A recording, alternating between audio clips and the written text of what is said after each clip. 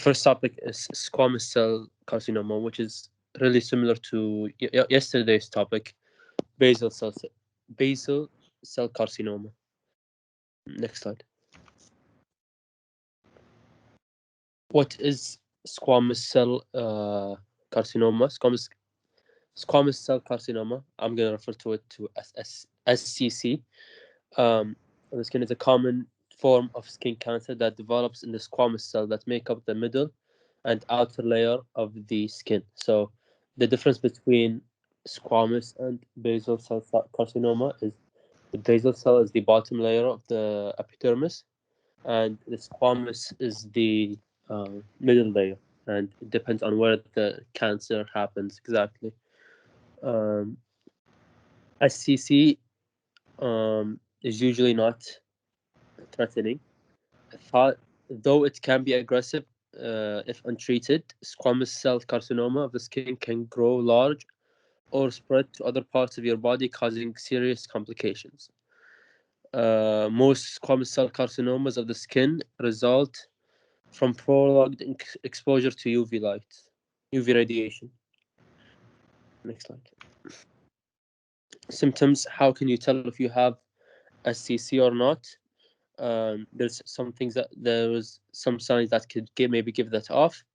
A firm red nodule, a flat sore with a scaly crust, a new sore or raised area on an old scar or ulcer, a rough scaly patch on your lip that may evolve to an open sore, a red sore or rough patch inside your mouth, a red raised patch or wart-like sore on or in the anus or on your genital areas.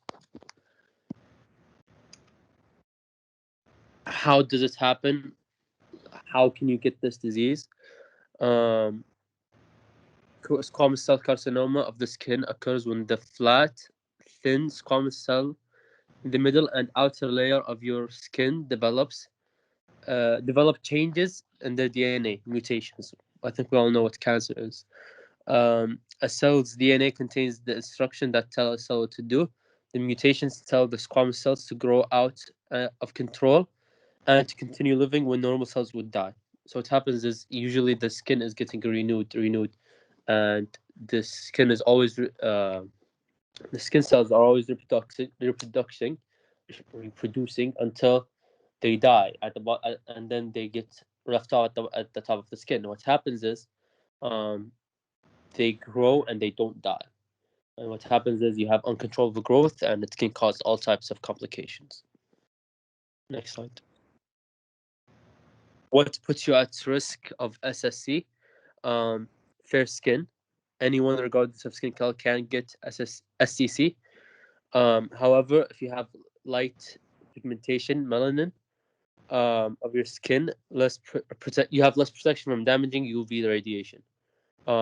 Excessive sun exposure. UV light is what is thought of the main cause. Also, the use of tanning beds, because they UV radiation. History of sunburns, a personal history of precancerous skin lesions, a personal history of skin cancer. If you had squamous cell carcinoma of the skin once, you're more likely to develop it again. A weakened immune system puts you at high risk of skin cancer. Rare genetic disorder.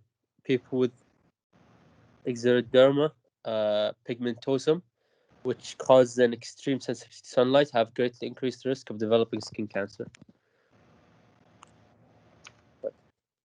Untreated squamous cell carcinoma of the skin can destroy nearby healthy tissue, spread to the lymph nodes or other organs, and may be fatal. The risk of aggressive squamous cell carcinoma of the skin may be increased in cases where the cancer is particularly large or deep, involves the mucous membrane such as the lips, occurs in a person with a weakened immune system, such as someone who takes anti-rejection medications after an organ transplant, or someone who has chronic leukemia.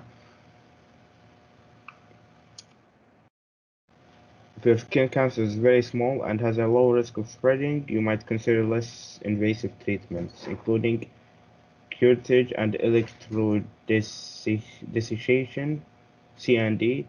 C&E treatment involves removing the surface of the skin cancer with a scraping instrument and then searing the base of the cancer with an electric needle. Laser therapy: an intense beam of light vaporizes growth, usually with little damage to surrounding tissue and with a reduced risk of bleeding, swelling, and scarring. Freezing: cryosurgery. This treatment involves freezing cancer cells with liquid nitrogen. Photodynamic therapy. During photodynamic therapy, a liquid drug that makes the cancer cells sensitive to light is applied to the skin. Later, a light that destroys the skin cancer cells is shined in the area.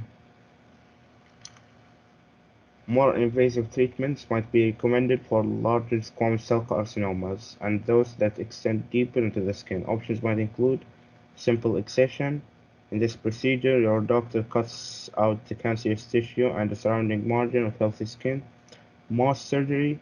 During mass surgery, your doctor removes the cancer layer by layer, examining each layer under the microscope until no abnormal cells remain. Radiation therapy.